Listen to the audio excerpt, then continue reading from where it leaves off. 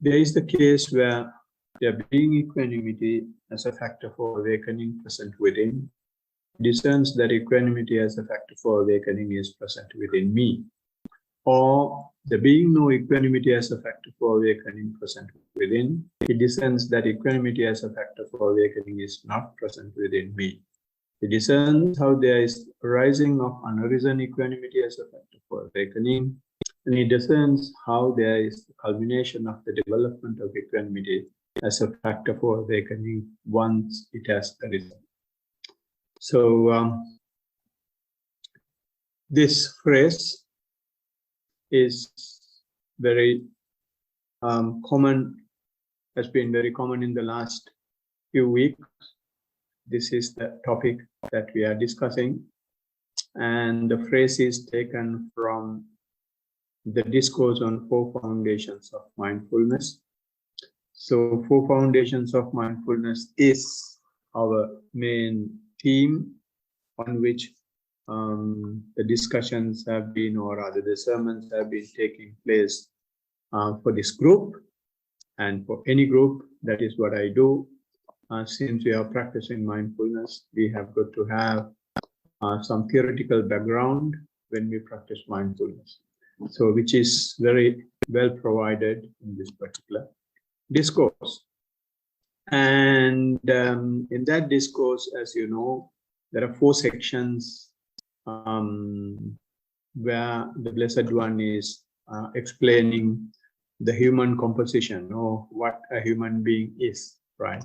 So the composition of a human being is physical process and mental process and their interconnection. And the Blessed One is taking the very same thing and giving that in 4 chapters. One is the physical process, which is the mindfulness in the body, and then the mental process,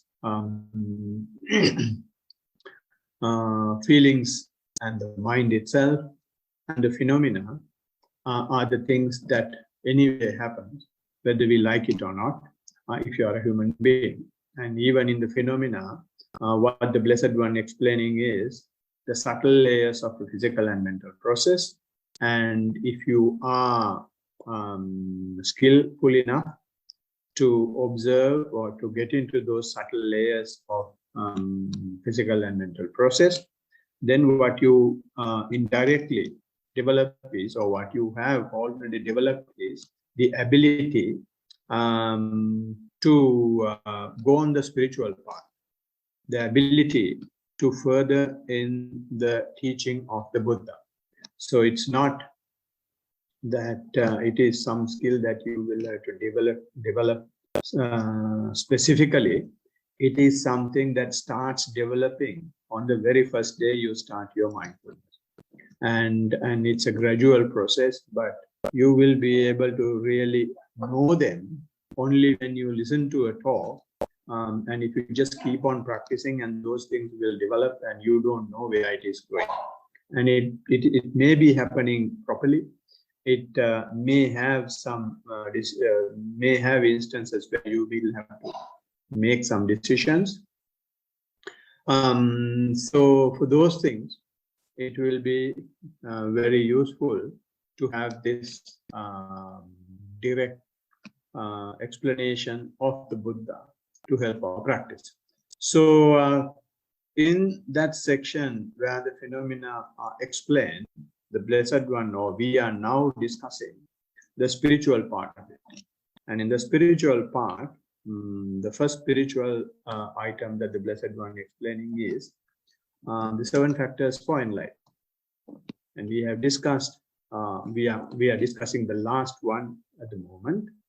And before that, we had the other 6 factors: mindfulness as a factor for awakening, and investigation of status as factor for awakening, and energy as a factor for awakening, rapture, tranquility, concentration, and current topic is the equanimity as a factor for awakening. And if you remember, we have used another discourse to understand them a bit further, or rather few discourses to understand them a bit in detail. And one of the discourses was the discourse on the mindfulness of breathing. And in that discourse, the Blessed One is giving, or Blessed One is showing, a linear relationship between these 7 factors. And the linear relationship is it progressively changes to another factor, right? So what the Blessed One says is, we start with mindfulness as the awakening factor, and you consider that as awakening factor only when your mindfulness is unremitting, only when it is so firm, irrespective of what happens to your object, right? Some may say you are with the object, or some may say even the object is changing, but you maintain your mindfulness intact and without getting confused when the object is changing. And that is the real teaching of the Buddha. It is changing, but you maintain your awareness, you maintain your vigilance, you maintain your attention without getting puzzled, right? So then that is called mindfulness awakening factor. And then as a result, this is how the linear relationship starts. As a result, you get the opportunity to investigate what is happening in your physical and mental process. And when you keep on doing that, you will have to be bit more determined, bit more willing to do it, and you should be prepared. And that preparation, that willingness, is called the energy. So if you allow the investigation to happen, then what you provide is the energy for that investigation to continue. And if it is continuing uninterrupted with your mindfulness, which where the mindfulness has given this ability to go to investigation and which created energy, and you continue it because it is not sour, it is not bitter, it is providing some sweetness, and that sweetness is called unworldly rapture. So since when you are practicing, you are coming out of the sensual world and the sense sphere basically, and you are with your physical process or the mental process, or maybe both even, and with this you are happy and you are more, or rather you are happier than in the sensual world. So therefore you call it unworldly rapture, and we have discussed how this unworldly rapture arises when you are discussing rapture. And then that provides tranquility.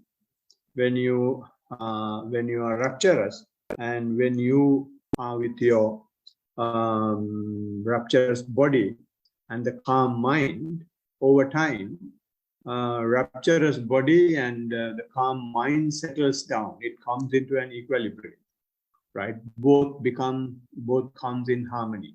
So when the two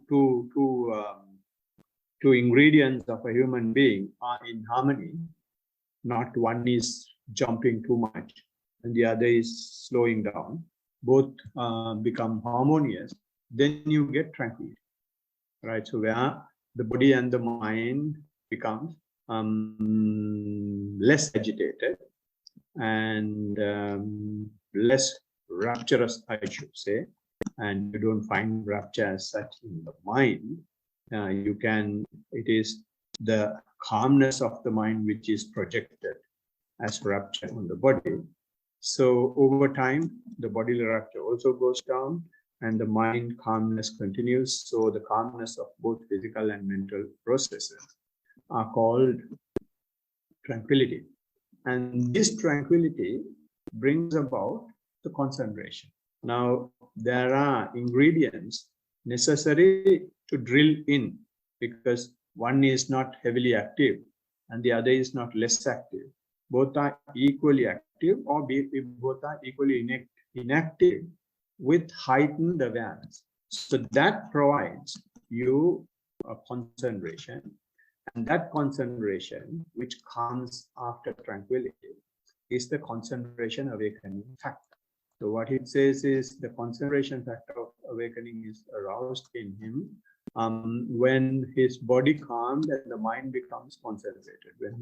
When one who is tranquil, his body calmed, mind becomes concentrated. And this concentration, continued concentration, provides the next state, which we identify as the equanimity. And in the equanimity, what happens is it says fostering frequent attention to the, sorry, just give me a second. Yeah, tranquil mind. When the mind is tranquil, yes, then you come to the equanimity, where where you find, because of the concentration, you find the neutrality. You are not affected by things. Whether you lose the concentration or whether you continue with the concentration, you are not affected. In the sense, when you are practicing, you may open your eyes, but you will not curse anybody. You will not curse the person who has made the sound, or you will not curse the thoughts that are overwhelming you. You will not curse the overwhelming pain that you have. Right? You just open your eyes. You may change your posture, but you are unaffected. So that situation is called equanimity. So this equanimity, once it is developed, you will, to provide the equanimity, you may have to provide certain requirements. And those requirements we have been discussing, and the requirements, the nutriments that are necessary for the concentration, rather for tranquility, are mainly two types and twofold. And we were discussing in another discourse where they are mentioning these nutriments or the food for most of the enlightenment factors. And here they are, one is the equal treatment to living beings, which we discussed last time, and the other is keep away from extremists and the association of non-extremists, right? And there was another one, indifferent about the possessions, right? So I think we discussed the first one, satta majjatata, where you can develop this as a skill separately without going through mindfulness, right? And to do that, we can use the technique of loving kindness, where you will express your love and kindness to all the beings. And or you can just use the kindness, where you become more sensitive to the suffering and worries of other people. So even you can do that only when you're equanimous, or that gives you the opportunity to be equanimous. And the other one is sympathetic joy, where you rejoice with others' happiness, rejoice with others on their achievement and happiness. So these are therefore called sublime states of mind. So you can develop these sublime states of mind and get some sort of equanimity, and that has been happening even before Buddha, right? So when Buddha is not available, or when Buddha's teaching is not available, people do these type of things, right? So when Buddha was born, these practices were there. But although these practices are there, these sublime states are having some defects. Although you express loving kindness to others, although you have sympathetic joy, although you have kindness, there will have certain defiled elements that motivate, that promote the particular sublime state, right? Maybe you may be expressing loving kindness to someone because he or she is close to you. So if that happens, you are not actually expressing loving kindness. Underlying tendency or your motivation to do that may be lust, right? And some people, they really want to hate what is going on. So as hatred towards hate or anger towards anger, what they do is they express that as loving kindness. For that particular person who has done such a nasty thing to you, when you meet in the office or when you meet somewhere, you just want to blast, but you can't do that because of many reasons, we will say. So, but it keeps bothering you.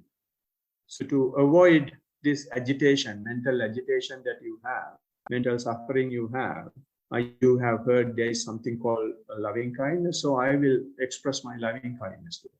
So in fact, what you do there is not you are genuinely expressing loving kindness. You are trying to come out of your negativity using loving kindness. So it is anger towards the anger that you have.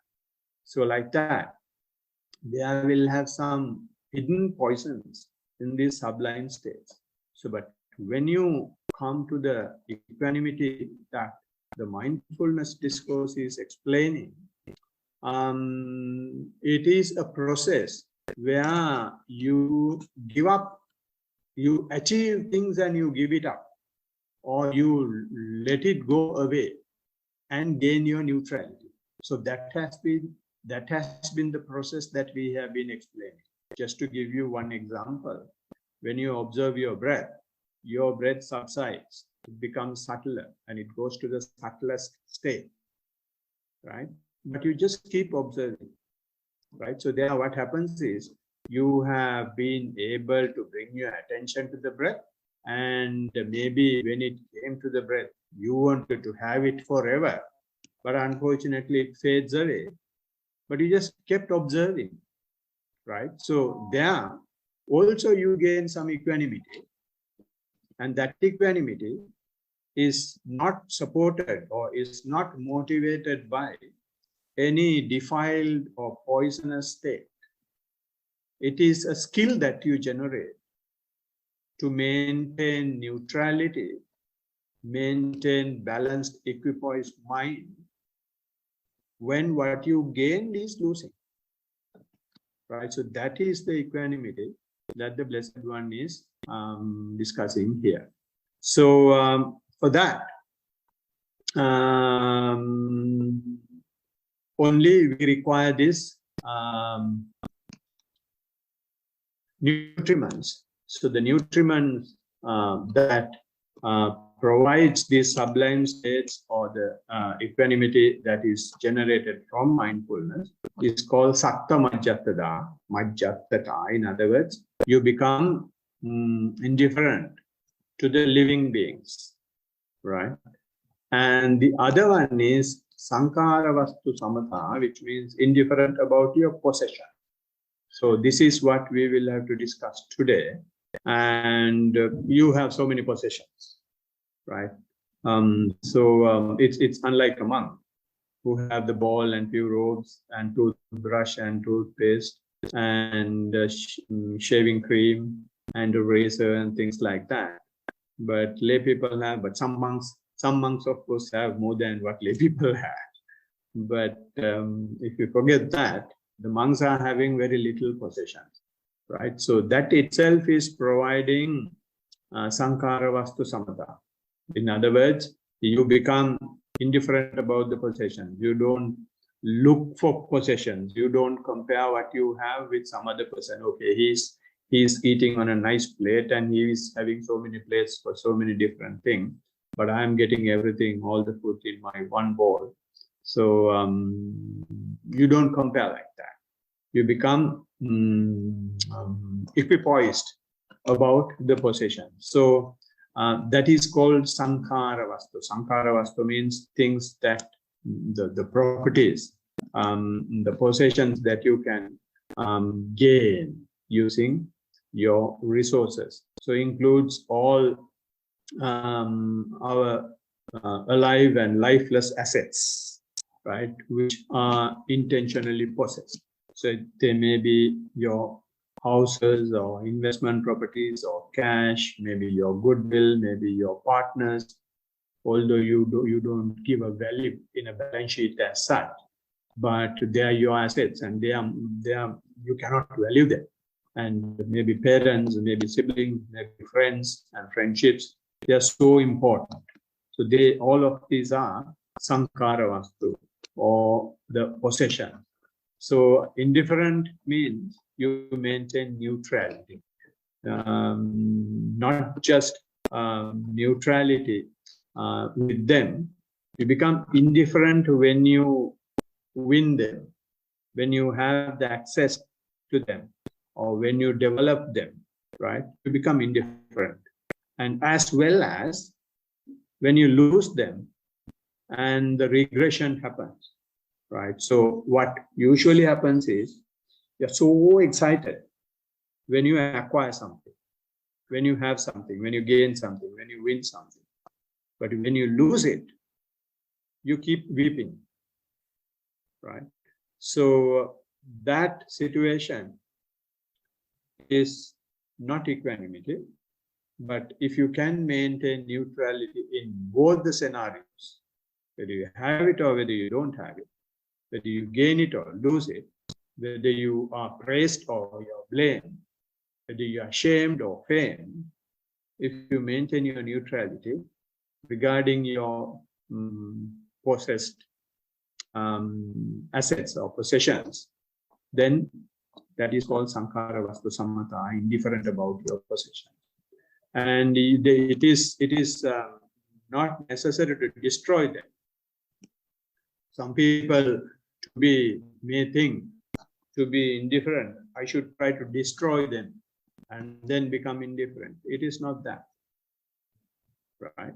You have them, and when you have them, you maintain. You are not overjoyed.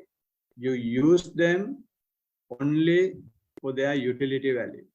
And if you don't have it, you don't cry. You take some other option. Now, especially living in Sri Lanka.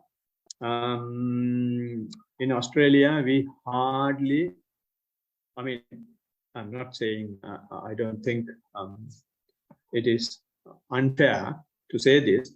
Most of the people have a car, and most of their mode of transport going from A to B is his own vehicle, right? So I have been living in such a society, and not only in Australia, even before going to Australia, before coming to Australia, that was the life I was having. But now I can't rely on it. I don't get cars all the time. You'll have to take public transport and go from A to B. So you'll have to do it happily. Yeah. Neutrality means you are not just neutral and cry inside. You do it happily. That neutrality must encourage your happiness.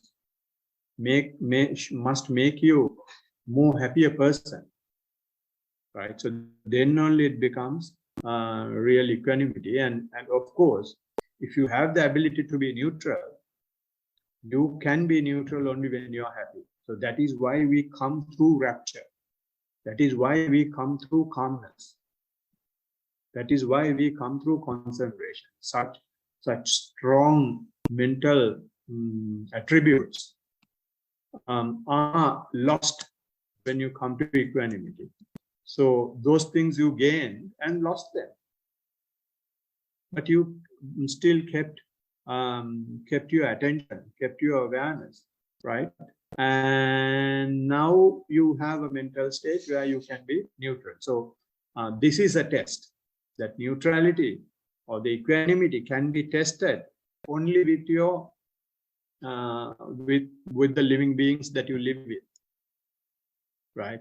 And only when you gain something or when you lose something, right, then you can see how skillful, how equanimous you are. And that is one food. So we have discussed two nutriments that are required. One is satta majjataka, where you maintain neutrality regarding living beings. The second one is sankara vastu samata, where you become indifferent to your possessions. And the next one is keep away from extremists, right? We call it Khelayana Puggalu, right? Khelayana Puggalu means there are some people, they talk only about their rights. They talk only about others' obligations, right? So such people, they are not neutral. So I'm not saying this is either right or wrong. There are some people who love the planet. They need to have a green earth. To have the green earth, they go to the extremes,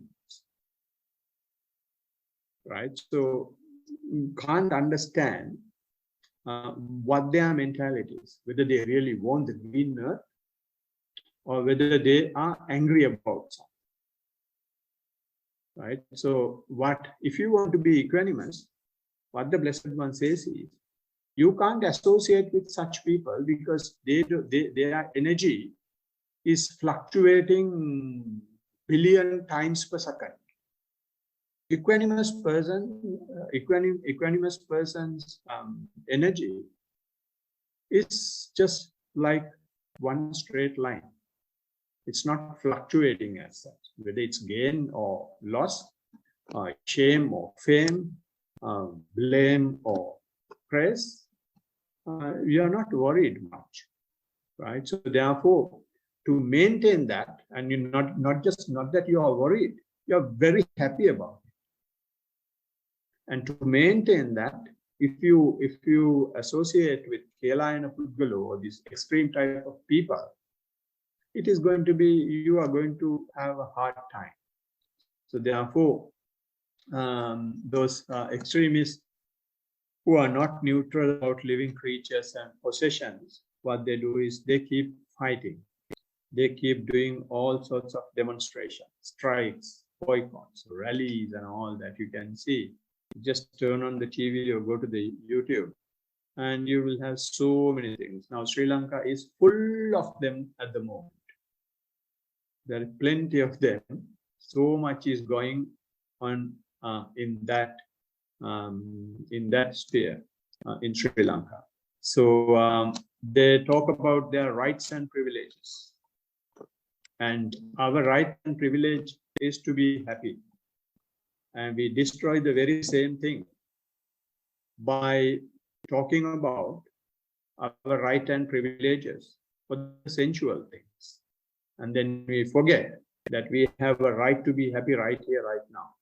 And we destroy that very moment, the precious moment, and continue in the agony that they have been continuing in the past. So they start associations, movements, workshops, conferences, etc., to launch their agendas. So these are not just individuals as well. So when you come to a society, when you come to a group, when you come to a particular club, it's the very same thing that happens. So there are certain people in the Western world, they want some other countries to behave in a particular way. And there are some countries in Asia and some parts of Europe, they want the Western world to behave in a particular way. So it's not just alone the people, and society means collection of people, but even when you take a higher level of world order, is also having such extreme views and extreme ways of working. They never foster equanimous mentality among the citizens, among the human beings on the... We can hear you. All right. So it is, I will just turn off the video. I don't think it's a video, but anyway, I will keep the video. You can keep yours. Okay. So what I was saying is, so even at the highest level, we can't expect equanimity. We will have to do it on our own. And it is an individual thing, right? So that is our right. That is our rally. That is our association. That is our movement. We call it a movement or association or rally of noble friends. We are not fighting for things. We are fighting for our own. We are fighting for our own. Just give me a second. Others can hear, it seems, Nathan. Chatu can hear. Can you hear now? Very faintly, Bhante. Is it? What about you, Chatu? We can hear in the same sort of volume. It seems okay. Right. All right. I will continue. I'm sorry. Just see how it goes. Okay, no problem. All right. Thank you. So, so the Blessed One's advice, therefore, is disconnect the extremists, and that helps to feed the equanimity. So the need for the other food. The need for other food is, now this says, don't associate Kelayana Puggalo, so keep away from extremists. So on the other hand, the other side of it is, keep associating non-extremists, right? We call them Akelayana Puggalo, right? So you will have to find a noble group like this, and you don't have many of such people. And even if you get into such a group and the retention rate is very low, but even one or two people, we can create a hell of a lot of difference into the vibrations that the society is having. So therefore, don't worry about the numbers when it comes to Akela individuals, non-extremism or the equanimity. It is our duty as human beings to maintain this balance in the environment, right? So that is why with this factor for awakening, the Blessed One is finally coming to a point where you have given up all your sense faculties and sensual desires, and you have gone to your what you call unworldly pleasures, and you have lost them as well. But when you have lost all these, your worldly pleasures and unworldly pleasures, but still you are happy, because having either worldly pleasure or unworldly pleasure, if you have something, and then there is a huge risk of being attached to it. So the loss of them or the absence of them is giving you an opportunity to heighten your mental power. And that is why we call human beings, and in the ability that the human beings have is an ability that animals are not having. We all eat, we all drink, we all sleep, we all live in fear, and we all produce our own kind. But human beings have the ability just to go beyond all these things and be equanimous, which animals don't have. So therefore, this awakening factor, equanimity awakening factor, is something very, very crucial in understanding the final what you call final destiny of human beings, right? So here in 7 factors of enlightenment, in the 4 foundations of mindfulness, you should be able to remember in all these seven factors, what they were saying is, they were not explaining what mindfulness awakening factor is. They were not explaining what the investigation of state factor was, factor is rather. And they were not explaining any of the other factors as such. They have been explained in a different sutta, but I have taken time mainly to explain them. But what the four foundations of mindfulness discourse giving is, the nature of law when it comes to these seven factors of enlightenment as well. In seven factors of enlightenment, what the discourse says is, there is the case where there being mindfulness as a factor for enlightenment, investigation of states as a factor for enlightenment, and etc., up to equanimity. And when it is there, when it is present, he discerns that it is present. That's all. And the next sentence it says, there being no equanimity, even this equanimity goes for a sixth. It vanishes. You become unequanimous. Then still your presence is there, your awareness there. Then the Blessed One says, he discerns that the equanimity as a factor for awakening is not present within me. Right? So when it is there, you know it is there. When it is not there, you know it is not there. And it arises again, unnoticed mindfulness, investigation, energy, rapture, tranquility, concentration, equanimity, all this comes up, which was not there. Then you become aware of that as well. So what the discourse simply says is that these things are changing as well. When we hear about seven factors of enlightenment, we think, this is something that we gain and we can put it in a good safe, and we can keep it under lock and key so that nobody will be able to take. No. Even they are subject to the law of nature. Law of nature is the nature of changing.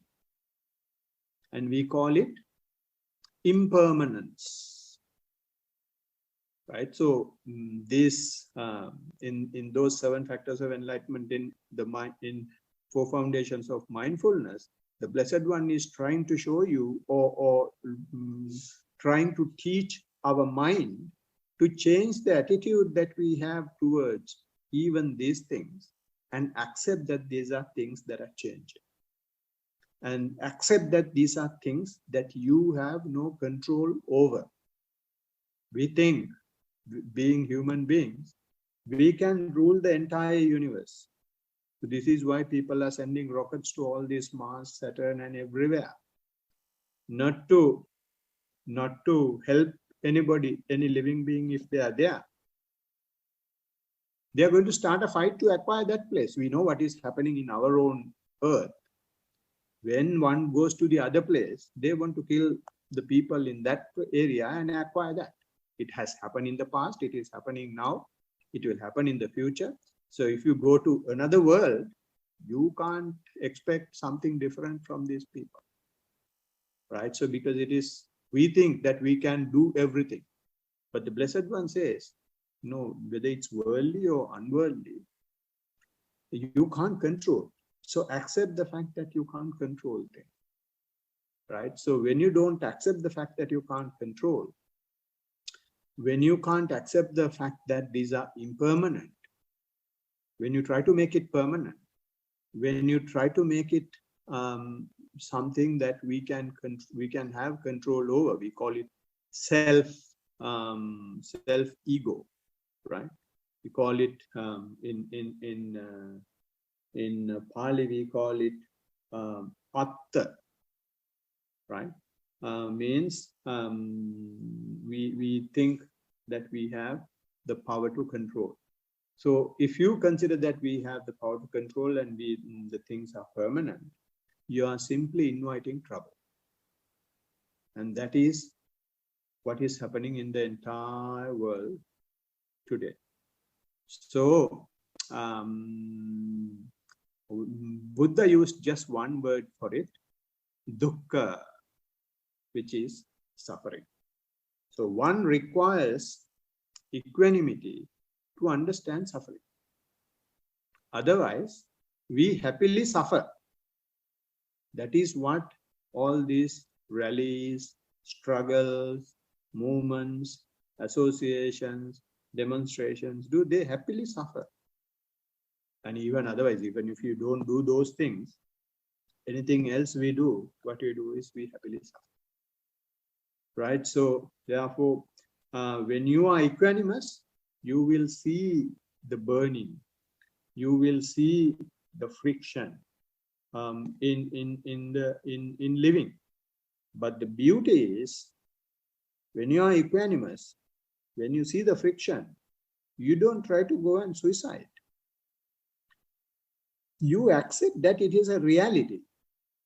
You accept that it is because I try to make things permanent. I try to make things, take things under my control.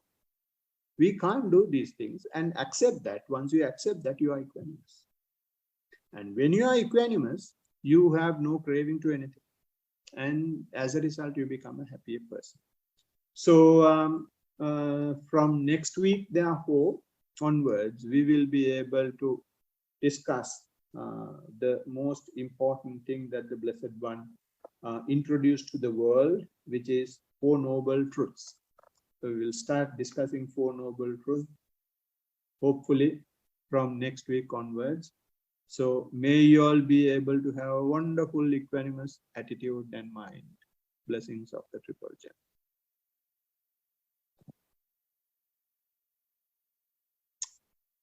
Hope you all can still hear me. Thank you, Bhante. Yeah. And I'm happy to take any questions if you have, or comments, reports. You might have to come close. Okay. I think Zach's got a question. He's going to come. Yes. Why are you sitting? Yeah. Hello, Bhante. Hello. Why are you sitting so far away? Because I'm in a really bad mood. So I just distanced myself because I was trying to hide the scornful expression on my face. Right. So, all right. I wanted to give you a report. Yeah. So there's 3 things. While I'm doing my walking and my meditation, and also when I practice listening, these 3 things occur. The first thing I'd like to mention is a really strange, big jerking kind of movement, which happens to me. That happens to me while I'm walking and while I'm meditating and when I'm listening, or also when there's too much emotion around. I kind of go like, like do a strange kind of jerking movement thing. And that happens during the meditation and the walking too. And then secondly, my emotions rise up while I'm doing a meditation. And it's like I'm letting my thoughts go, and then the emotions come up out of me. And so lots of tears come out of me, and then very often lots of laughter comes out of me. Lots of realizations happen within me. I start to think, oh, my goodness, I've been so ungrateful, or I've been so judgmental. And the third thing is that I've noticed that my intentions before starting meditation have a big effect on the effectiveness of the meditation. So when I've come to this temple in a spirit of peace and excitement and gratitude, then the effects of the meditation have been much greater. And then today, it just so happens that I had an argument on text message before I started today's meditation. And I noticed that although it was effective, it was a lot more difficult. And so I wanted to tell you those three things. All right. So first I will let you see whether I remember all the three things. The first one was the jerking. Yeah. So, yeah. Let me talk about it first. And I will start saying that it is a good sign that your practice is going well, right? So to put it bluntly, when the practice is going well, there are things that are happening we never expect, and we think that our practice is going backwards. So if you feel that, there is no doubt that it is going well. It is who says that our practice is going backward is our mind. Our mind wants us to continue with the same usual sensual suffering, so that you keep suffering forever. But when these unexpected things are happening, mind is suggesting, because the mind knows only the sensual world, mind is suggesting, no, things are not happening the way you want. So therefore, it is the first thing that you will have to keep in mind. If the mind says it is not good, it is good. So far as the practice is concerned, mindfulness is concerned. If the mind is saying today's practice is so good, which means it has been bad. You say it is so good because you liked it so much. So you have generated quite a bit of craving in whatever the scenario that you are saying good. So coming back to the jerk. So this jerking is also something like that. When our mind comes to the body, our body is made of the basic physical elements, such as earth, air, water, and fire. So one of the elements we have is air. And what that element does in our body is, it keeps jerking, keeps moving. Say, for example, when your breath goes into your heart, into the body, it gives that jerk in our heart. Our heart is jerking. And when our mind is in there, you are more or less observing that. And not only observing that, mind, since mind is not used to it, it amplifies it. And I have had situations, not I have had jerks like that and not like that. My jerks were 1,000 times intensive. And I'm sitting and meditating those days with my wife, and she finishes her practice and goes, and I'm jerking like someone has possessed me. And she, once I finish practice, she keeps blasting me. What are you doing? And is this the way to meditate? And when I spoke to the teachers about it, what they say is, since your mind is there and the mind is in the body, since you are out of the sensual world, now the body is working with in the language that the body knows. The language that the body knows is the language of the earth element, language of the air element, language of the fire element, language of the water element. So here the fire element, you keep moving. And when that happens, we think something has definitely gone wrong in this practice. No, it is where your concentration, your attention is not with the outside world, but it is with you.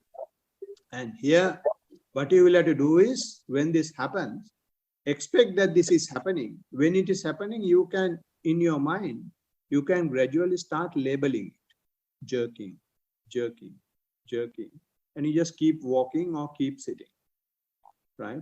And over time, when you label it, you become more mindful about it. Now, currently what happens is we are having a judgment or interpretation about it.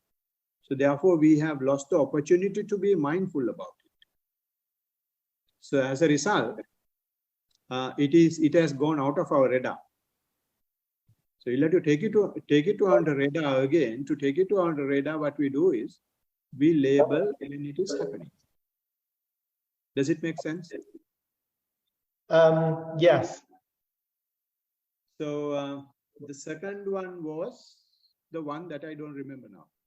So the second one was that as a result of the meditation, lots of understandings and hidden emotions arise. Okay, yeah. So you said few things. Your emotions heightens up, and also when I say emotions, I'm saying here both the emotions, negative emotions as well as positive emotions. And you said sometimes you get laughter as well. Yes. That is also, if crying is an emotion, the opposite of crying is laughing.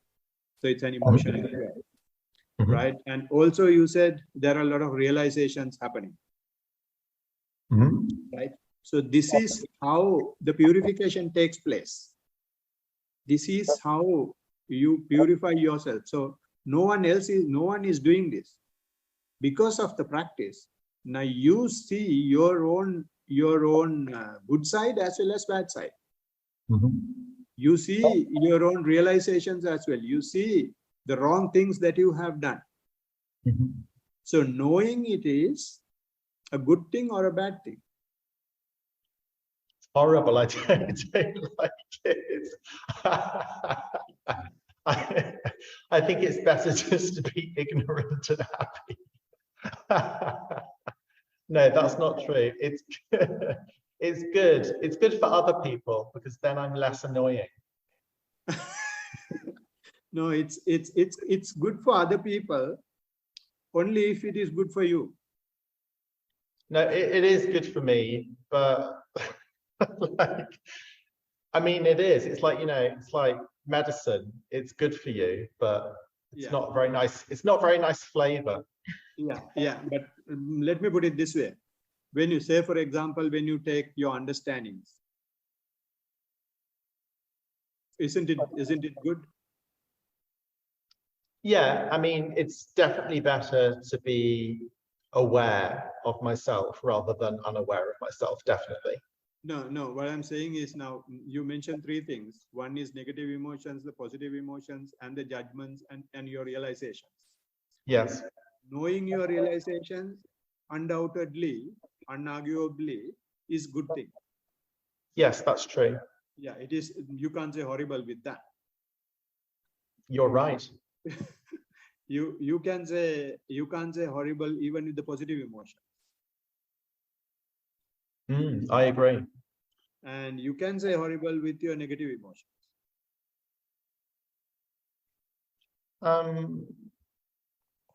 I mean, it's all a process, isn't it? So, you know, sometimes tears, laughter kind of, you know, come together. I'm glad that you came out with those words. That is exactly what I wanted to say. There is no word called laughing if you don't cry. Yes. Right. So you can't just see only one side. You will have to see both the sides of the coin. Yeah, correct. If you cry, and that will not last forever. If you laugh, that will not last forever either. So we are trying to make laughter permanent and the crying impermanent. That is where the horrible comes in. This impermanent things, selfless things, we are trying to make it self. We are trying to make it permanent. So if you accept that these are two sides of the same coin, who cares? In Arabic, we call it Khalli Walli. Kali Wali? Yes. That is how we call it in Arabic. Right. Oh. So I'm going to be a Muslim soon.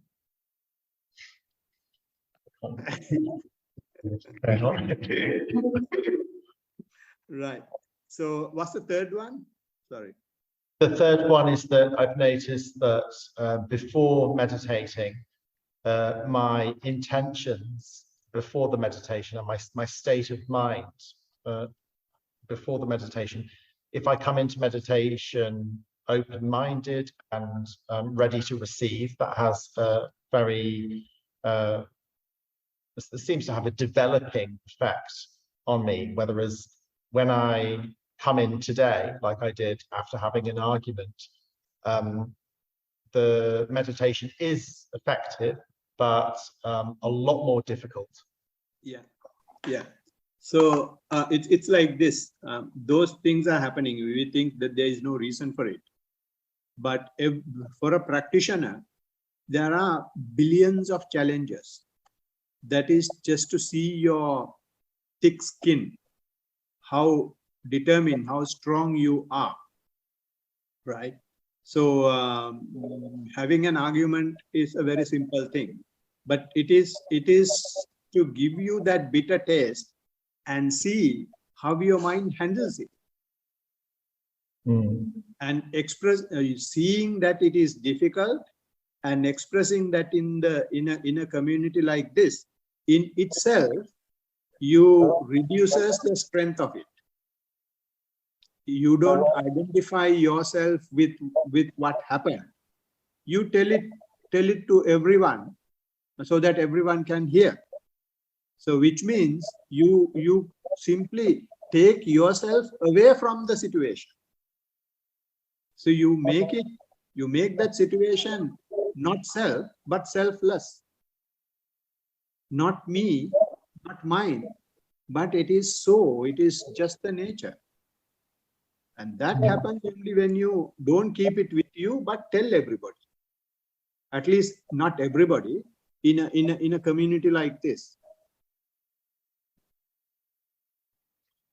So an argument actually can be quite useful.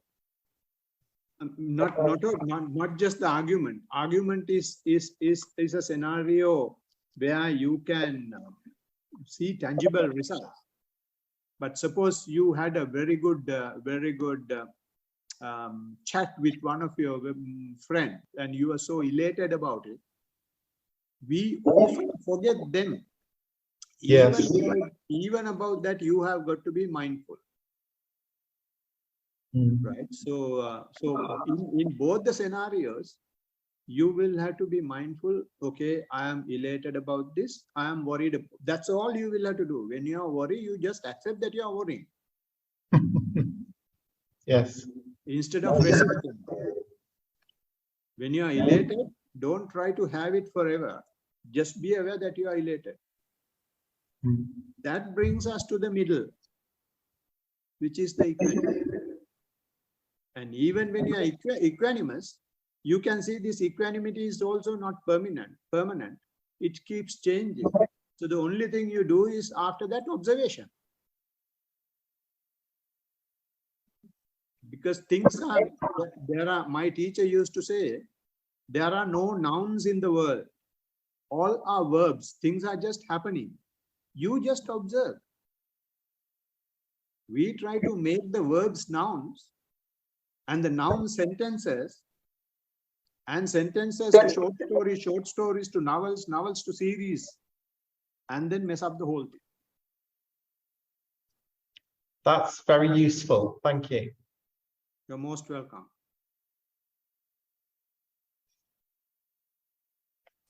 Anybody else?